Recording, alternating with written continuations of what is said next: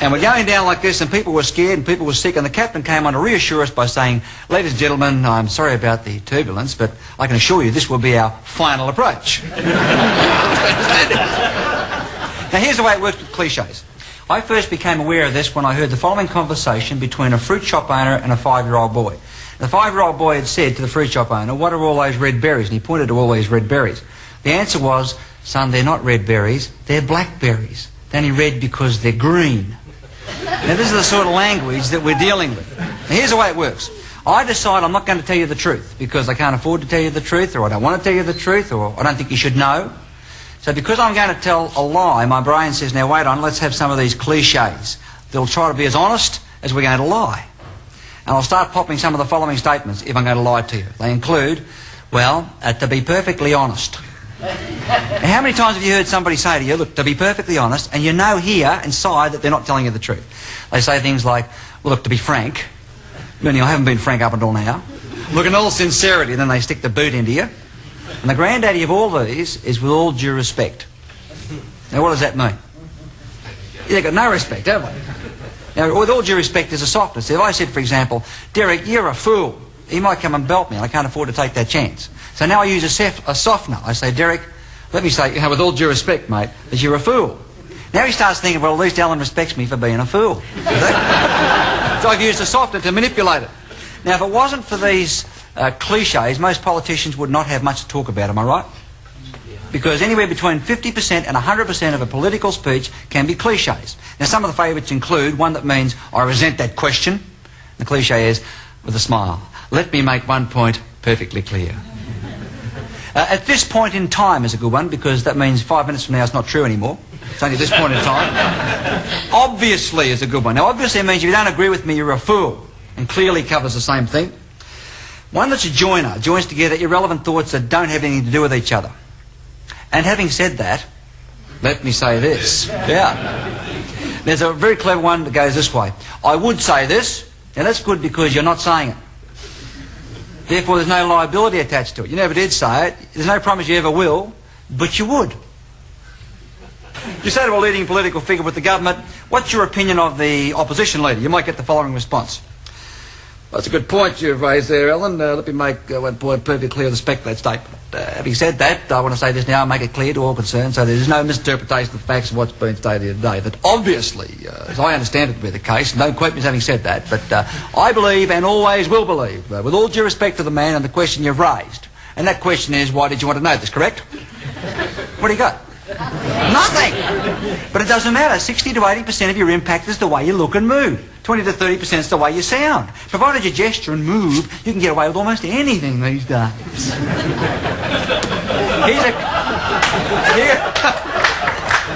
Here's a collection of some of the more popular cliches that you might hear. In other words, I want to tell you, we did not repeat. Did not, but obviously. Obviously, that goes without saying. And I want to say this to you. I think it's fair to say there's nothing I can say. Let me just say, no, that is not true at all. I think you'll find that we still believe, and I feel fairly confident, and always will believe. The reality is, and I again say, well, clearly the government's in breach of the policy. But obviously, we have, for the time being, a considerable sympathy. At this point of time. We hope to reach a START agreement this year. Let me first put the position as concisely as possible.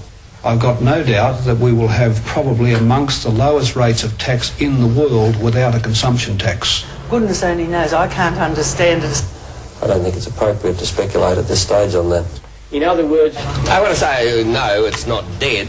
Obviously, there's a desire to discuss this issue. In other words, put it this way, I'll be around a long time, and I guess you'll be looking for me much more than even you're looking for me now.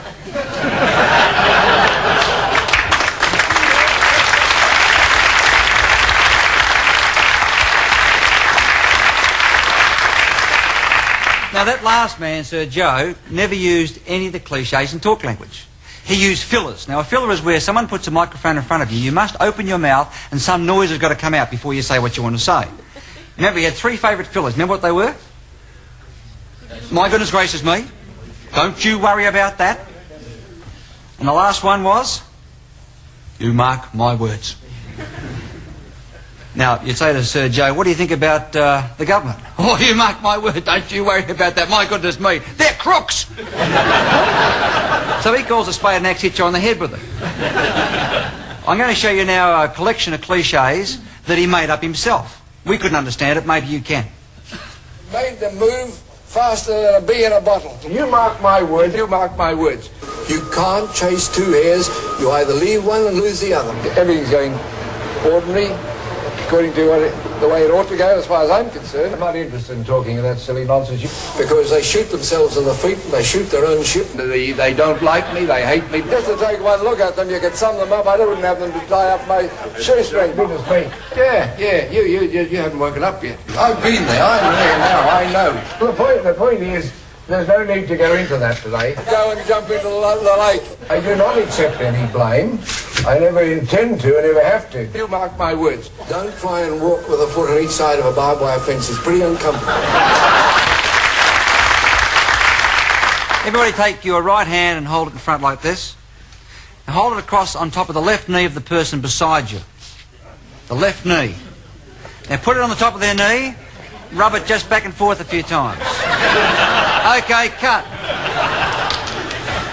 What you were doing then was using the ancient speaking tools of the hands. This is what we used to speak with before we learned to verbally speak. And you were placing it in an intimate zone. Now, there are certain places you can and can't touch people. Depends on your relationship. Depends on whether they're male or female. Let me demonstrate this. Can I ask you to come up here, please? Now, with a woman, for example, we know that studies show women touch each other from the hand to the point of the elbow is the prime touching zone, so they'll talk like this. The secondary touching zone is from there to there, and women can touch each other on the face. Okay, thank you. Come back up here, James. Oh. Yeah. So far you got your name right. Spelling's a bit rough, eh? That's it, do you jack it up? That's a good boy. Okay. One thing we know about research with men, particularly English-speaking men, the only place you can touch them as a man is between the elbow and the shoulder. That's it. Now, if, for example, he was a friend of mine, I could say he's a friend of mine and I really like him. I can touch him there and there. I couldn't say he's a friend of mine and I really like him. I'm not allowed to do that. All right, now where do you touch somebody you've just met, a stranger, who you want to impress and get on with? Well, we know from studies that waiters who touch patrons between the elbow and the shoulder when they're explaining a wine menu or when they're explaining the food and asking how do they like the service get 5 to 10 times the tips of the waiters who don't touch at all. We know that librarians who ask the following question, you will have the book back on time, won't you? When they touched in this neutral touching zone from here to here, got 4 times the response rate than those who didn't touch at all. So this is a neutral touching zone. Okay, how do you spell milk before you go? Oh, I couldn't tell you that. He's not going. What about touching on top of the head? How do you feel when someone does this to you? Now, head touching is a very demeaning gesture, and people still do it to kids. There are only certain people who are allowed to touch us on the head in English-speaking society. Now, never touch Chinese on the top of the head. It's a religious insult. Have a look at this. You'll see people who can touch. Now, this man has the authority to touch. Touching on the head for blessing is a very ancient gesture. Now, it's something that we should avoid. Now, what happens when politicians start doing this sort of affair? They seem to be under the impression that everybody they touch will give them a vote. One touch, one vote. 2 touches on the one head, maybe you get 3 votes. But all politicians seem to do this everywhere. The more votes you want, the more you touch. And when you're really desperate for a vote, you can always go for the donkey vote.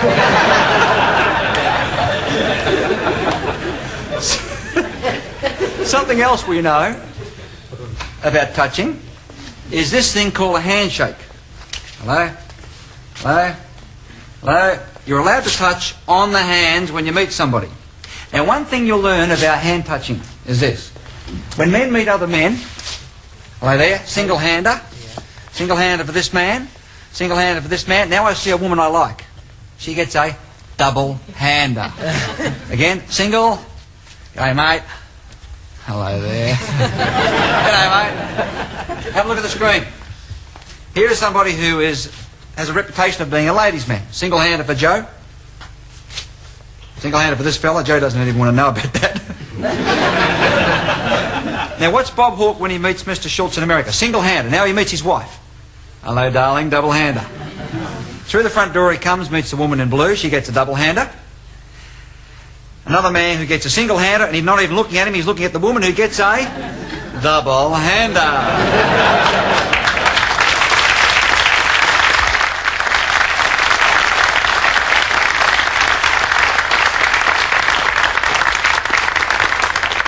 Okay, what happens if you're a well-known person like royalty or politician?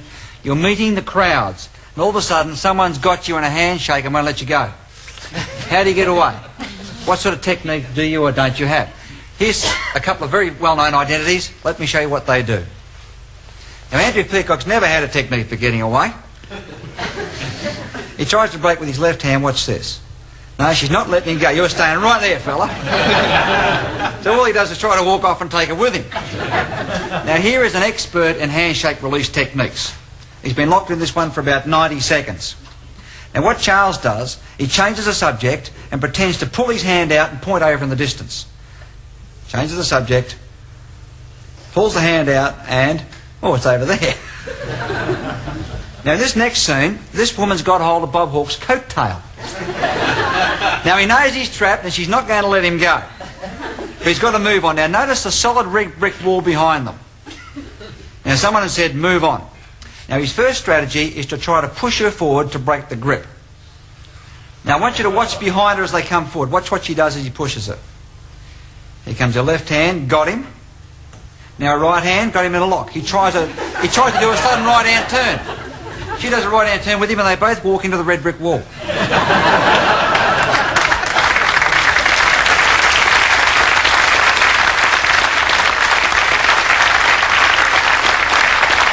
Now, it's also possible to learn someone's occupation through the style of handshake they've got. Can I ask you to come up here for a second, please? Thank you. No problem. For example, we found that research with the railways discovered they've got their own special handshake, as do the Sawmillers Association. Just last week we were talking with the Milk Marketing Board, the dairy farm. Give them a big hand, ladies and gentlemen.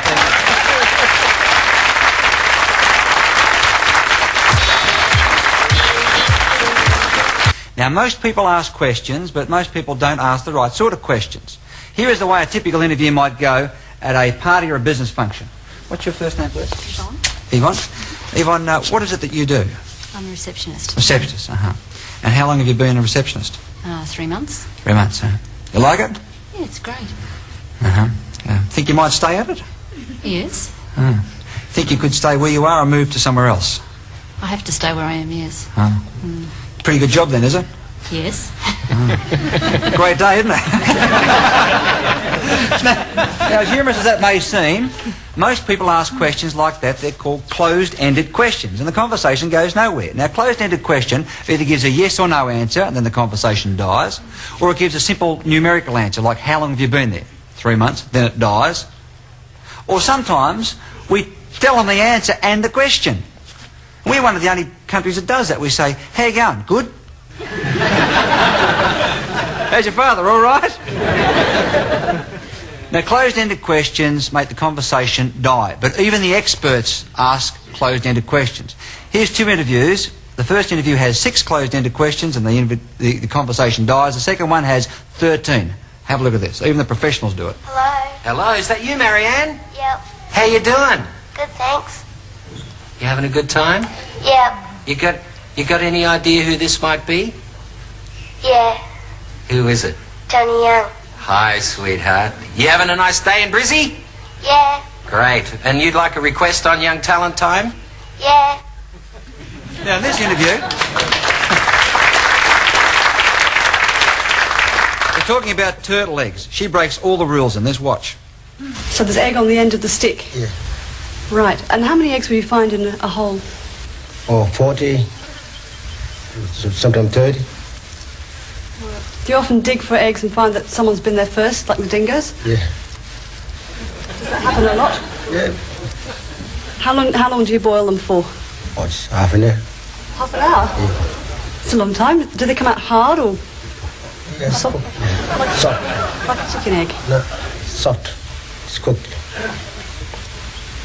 So you just boil them. Would you eat them with anything or just straight? Straight.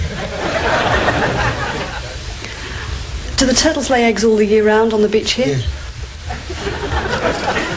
Is there a time when they've been there too long and they're no good to eat? No. You eat them all the time till they hatch, can you? Okay, that'll probably do.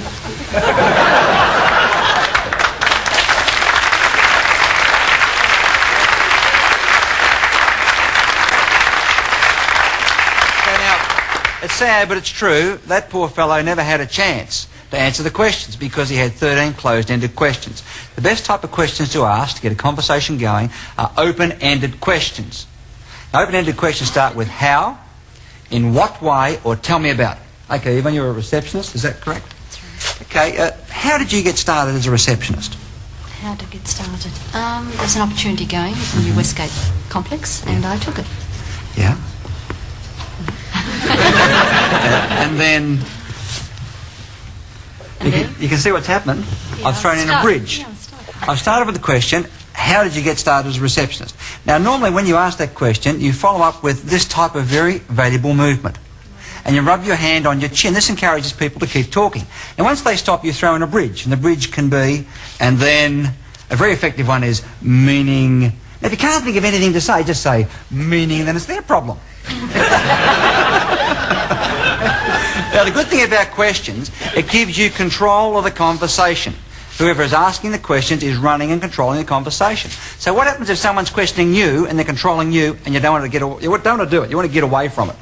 Well, let me show you how the professional question escapers handle it. Have a look at this. These are some of the techniques. Walk near a helicopter or a plane and pretend you can't hear. Very good technique. You just can't hear the embarrassing questions they're asking. And laryngitis is good. Or you can just turn the other way and wave in the distance. He's waving here to fictitious people. Waving to his own security men. You can put it off till later. I'll tell you next week. I'll tell you next week. All the best. You can turn your back on them. Oh, well, I mean, events have taken their course, haven't they? I think I've said all that I need to say over the past few days about it. You can try and explain it and be submissive. As far as I'm concerned, that's the end of the matter.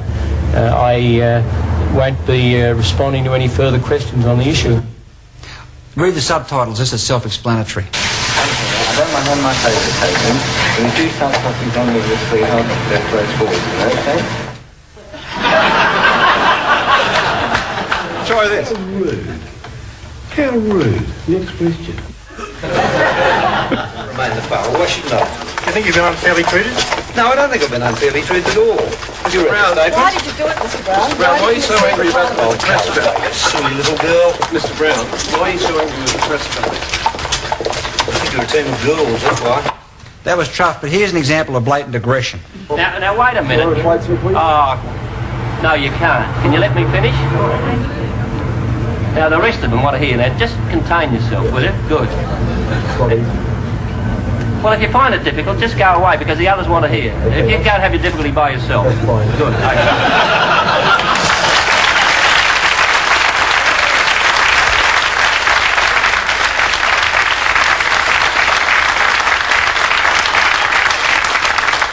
The best way to handle being asked a question is ask back a question. So if someone says, tell me about such and such, you say, that's a good question. Why did you ask me that at this point in time? Nod your head and you've got the control. Now, everybody loves to go to parties. They're great fun.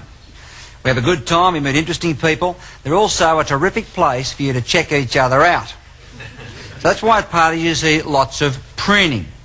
That is, if she likes him and he likes her, the bodies start doing certain things.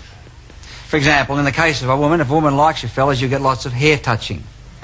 Now, there's a relationship between how much she likes you and how much she touches her hair. So if she's not touching her hair, maybe you're bombing out.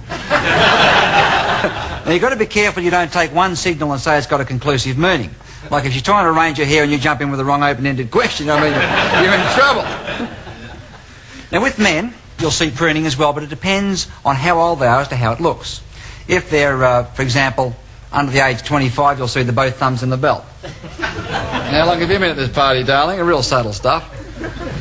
If they're over, say, 30 to 35, the older male, and if he's got a tie on, you'll see lots of this sort of thing happening. Now, if he's over 40, you don't see thumbs in the belt or ties, you see this one. Thumbs go on the side of the pants. They come up around the front, down, they do this, and they stand there doing this.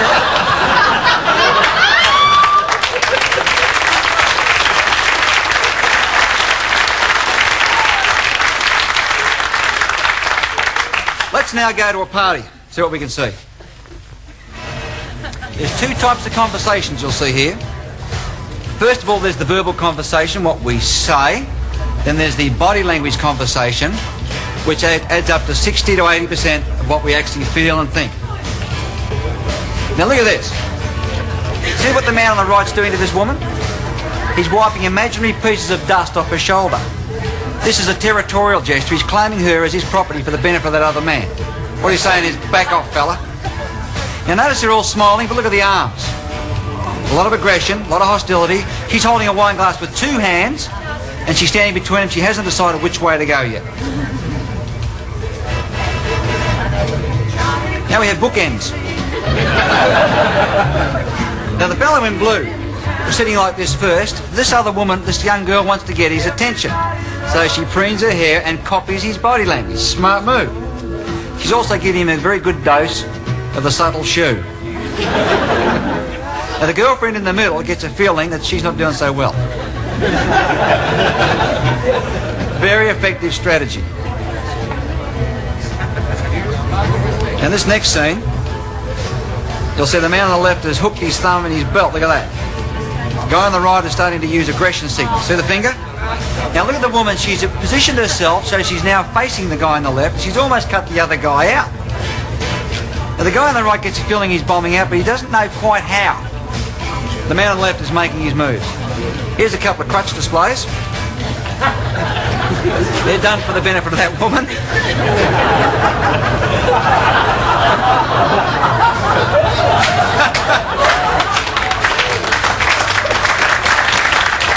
Now what's this? What's the subtle preening signal? They're talking business. Hello, darling. Now this woman is feeling pretty cool about it. She's using the most confident, powerful position a woman can sit in. This is a good one for business women, I'll tell you that. Leg twine, steeple position, pinstripe suit. She's very powerful. She knows she's got these guys on toast. Meanwhile, back at the ranch, good hip action on the guy on the left. Now look at the woman in the middle's doing now. Look at this. Oh, she's really responding to that. Yeah, the guy on the right, he's almost behind her now. All he can do, because he's losing out, is use aggression signals. But look at the smile on their face. Watch his finger come out and threaten while he's smiling.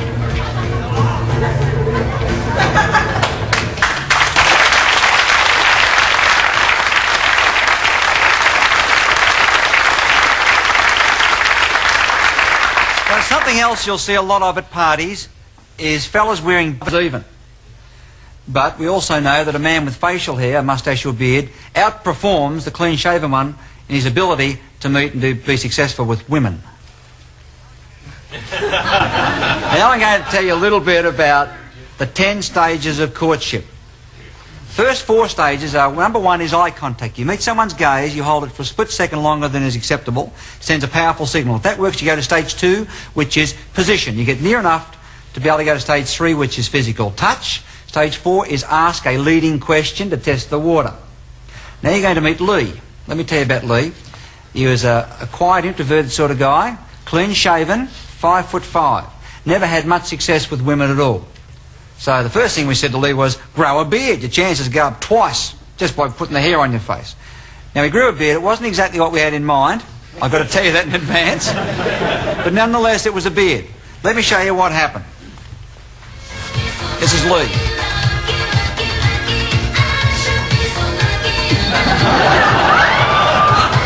Stage 1, eye contact, achieved.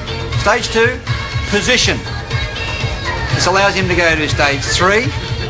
Watch what he does. He's read the book, learned the rules, contact. Now, if you want to go to stage 3 of courtship with anybody you meet, get your hand out in front early. He holds it longer than is normally acceptable too. Everybody you meet at functions, get your hand out. You immediately get the access to stage 3 of courtship. Because if you don't shake hands, you've got to spend a bit of time figuring out how you're going to touch them without being formal. Now, you would have noticed that Lee was not in a good position. He was too far opposite. So his next strategy was to manoeuvre around to get beside her. Here's the way it went. Now he's going for stage 4. Notice where he's touching. Between the shoulder and the point of the elbow, the neutral touching zone. Now he's got to get that beard across and give her a good smell of it. He asked the open-ended question. Let's see what happens. The beard is working. Now what this means, fellas...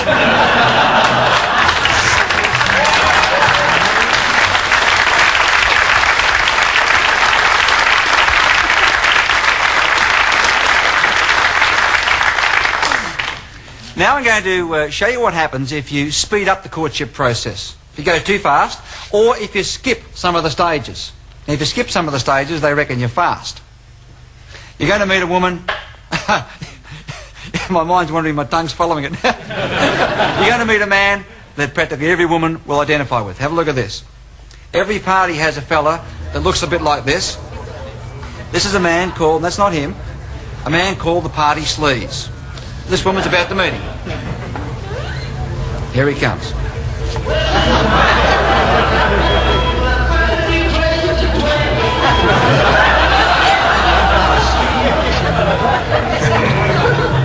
He's got the compulsory white shoes and pants. He's got all the adornments that these guys wear. Now, he doesn't have a beard, but he does have a hairy chest. He's got the compulsory medallion. Now, hairy chests are only half as good as beards. He's now going for stage 1 eye contact, but she's not looking at him.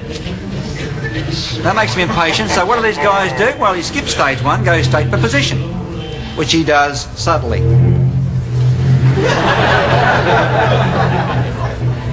Stage 3, contact. Double hander.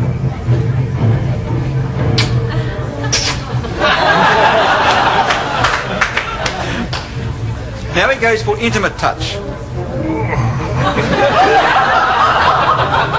Now have a look at his hands. How many fellas have you seen talking to women with low-cut dresses who do this? This is the double group position. Now he's got to get the hairy chest over so she can smell the scents in it. Here comes the question. What this shows, you might have a hairy chest, but it's not as good as a beard.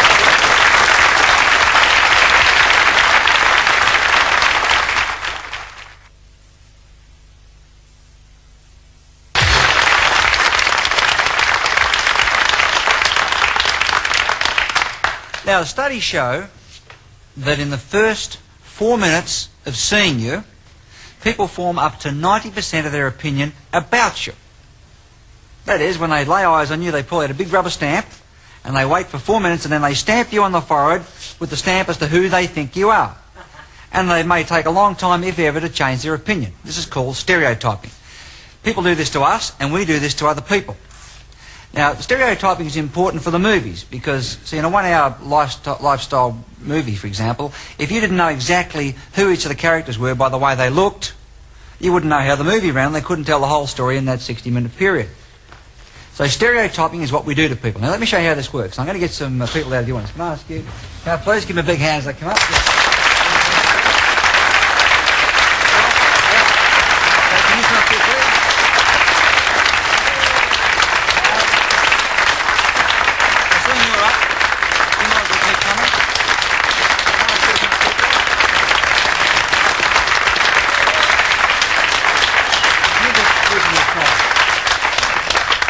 Look at these 5 fellas. If you know any of them, I want you to forget you know them.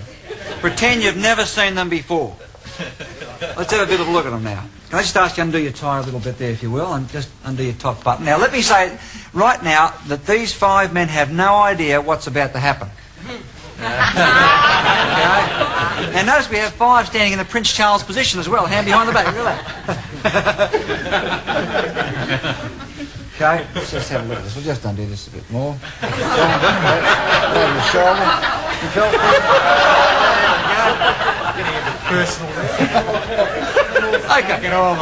Let me tell you what happens with a cowboy movie. Cowboy movie has 5 stereotypes to make it work. First of all, there's always a good guy. Tell me about the good guy. White hat. White hat. What else? Clean clean shaven. Anything else? Yeah, he's got a good smile, he can sing. Clean clothes, always walks into town with both thumbs in his belt because the women love it, right?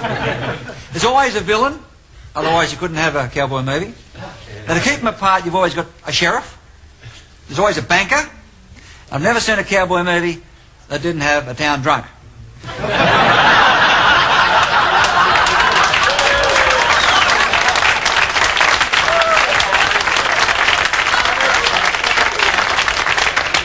Now what I want you to do with these 5 men, by applause, is to cast them into their roles in the cowboy movie as you think they fit it. We're going to start by looking for the good guy. You ready? Is that the good guy? No. Is that the good guy? No. Is that the good guy? No. Is that the good guy? Yes. Congratulations. Come forward.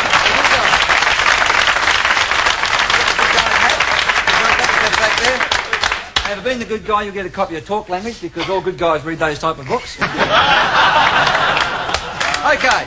now we're looking for the villain. You ready? Is this the villain? No. Is this the villain? Yes. Sorry to say.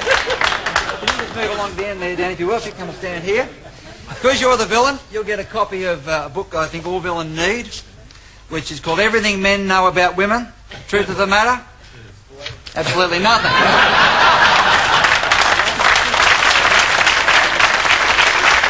Okay. Move in you guys. Come on, don't be bashful. 3 remaining positions. The sheriff, the banker, and the town drunk. Looking now for the banker. Is that the banker? Yeah!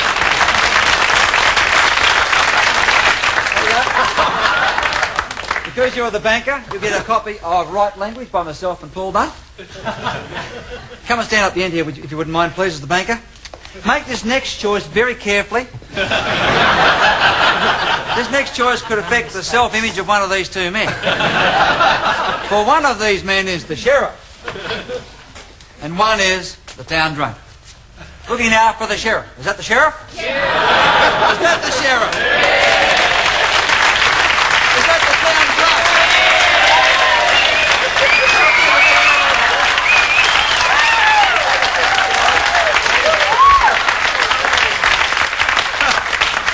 Sit down, fellas. You can keep your hats. Let's analyse some of the basic things that happened in that exercise. First of all, we know from studies when you have a clean-shaven face on a man or a woman, you've got the good guy.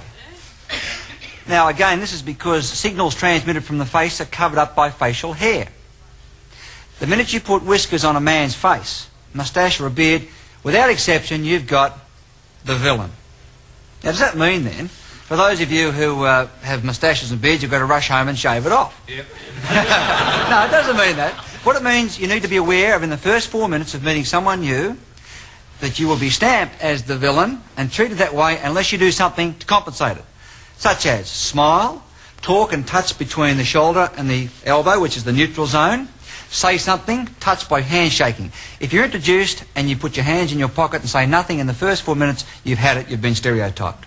When you put glasses on someone, studies show that you are perceived as intelligent, studious, serious, trustworthy and reliable. So you've got the banker. Now a simple strategy, if you need to look like that in a work environment, get glasses that have solid dark frames on them.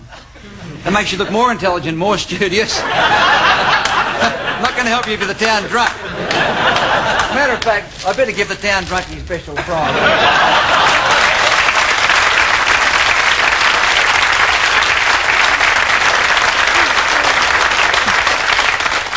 Now when you get grey hair on a man, or no hair if he's bald, those 2 body signals send high status.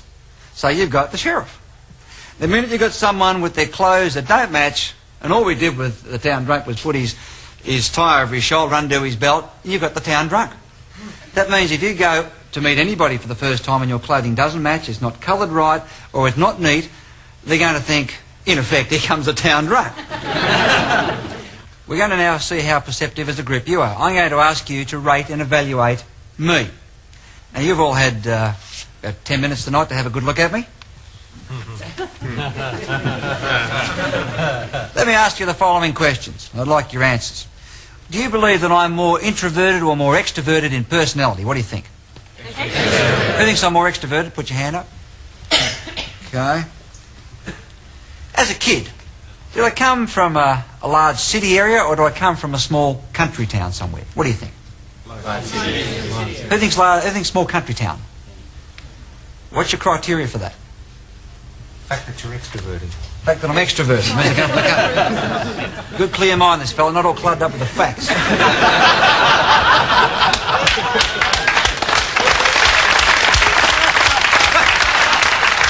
Who thinks I come from the city? Who thinks I come from a metropolitan area? Okay, what's your criteria for that? You'd have to survive. All right. Do I come from a large family, lots of kids, or a small family, just a couple of kids?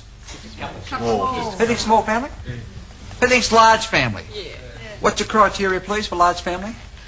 Because you're extroverted. Because I'm extroverted. I had to fight to get above the crowd. That makes sense, all right? Am I married or single? Now, single includes separated and divorced. What do you think? Single. Single? Who thinks I'm single? What's your criteria, please, for that? No ring or anything. No ring, yeah. Anything else? What's that? I look happy.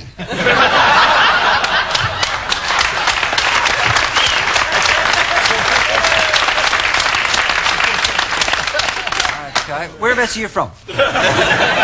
From Melbourne, sorry? From Melbourne. I heard what you said, I'm just sorry.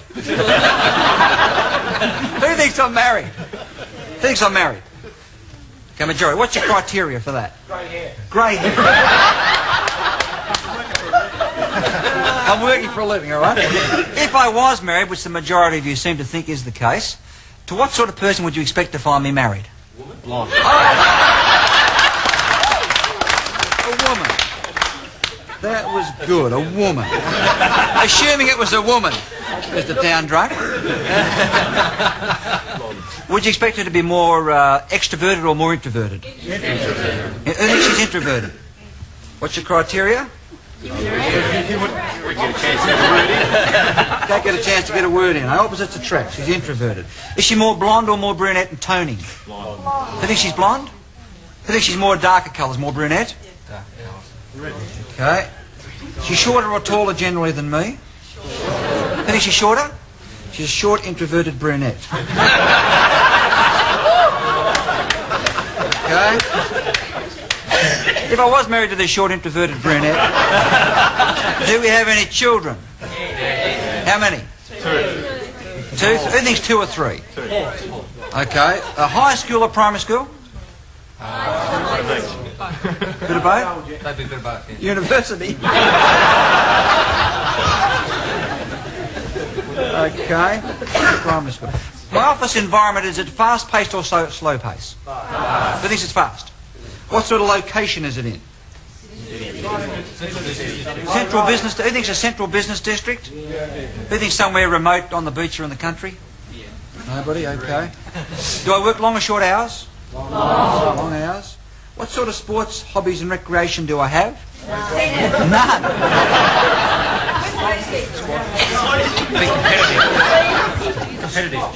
Competitive squash, tennis, anything else? Golf, squash, tennis, some sort of a ball sport, is that roughly the idea?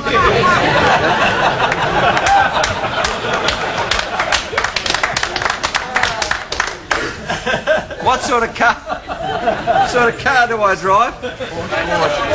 Porsche. Who thinks a BMW or Porsche or Jag? Some sort of imported European sporty car, okay. What colour? Red. Dark colour. Red or blue BMW style. Okay. How old am I roughly? Who thinks I'm 35 to 40? Put your hand up. Who thinks I'm 40 to 45? Anybody think I'm over 45? Anybody think I'm under 35? There was a free copy of body language going on there. Okay then, too late for that. Well, if you think I'm an extroverted fellow who came from the city as a kid, from a large family, lots of kids where I had to compete, I'm married to a short, introverted brunette. We have 2 to 3 children in primary school. I have a fast office environment. I work long hours. My office environment's in a central business district near the city. I play squash, tennis, or some type of a ball sport, which I get there in my blue or red BMW. I'm aged 40 to 45.